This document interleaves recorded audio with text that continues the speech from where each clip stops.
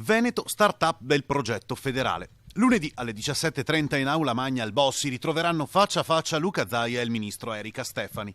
Sarà un'occasione importante per parlare di autonomia e capire soprattutto in che modo porterà benefici a questo territorio. Che dà seguito a un primo incontro tra il governatore Zaia e il ministro in allora Costa del febbraio 2017, in cui si era parlato per la prima volta di autonomia.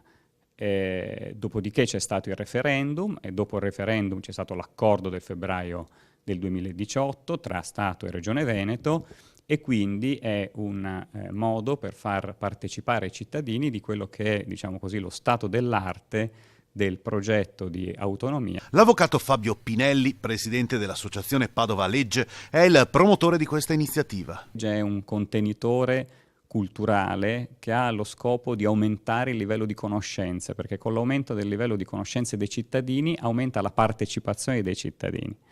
Come dico sempre, i cittadini non hanno solo diritti, ma hanno anche dei doveri.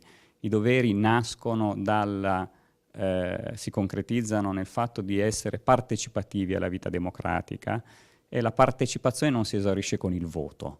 Essere a conoscenza dei temi che riguardano la vita di tutti contribuisce alla creazione di una cittadinanza responsabile. Nel 1946, ancor prima della firma sulla Costituzione, Ambrosini, nella relazione sulle autonomie regionali, prefigurava le regioni come fattore di democratizzazione e di efficienza dell'organizzazione statale. Dobbiamo dare atto che questo è un tema assolutamente sentito dai cittadini, che il referendum ha dato una risposta nel senso che i cittadini veneti sono sensibili molto, il 98% ha votato per il sì, al tema dell'autonomia, e anche, lo dico da giurista, che il dettato costituzionale prevede delle particolari forme di autonomia che nascano dall'accordo Stato-Regione. Quindi si tratta di comprendere i contenuti e il perimetro di questo accordo.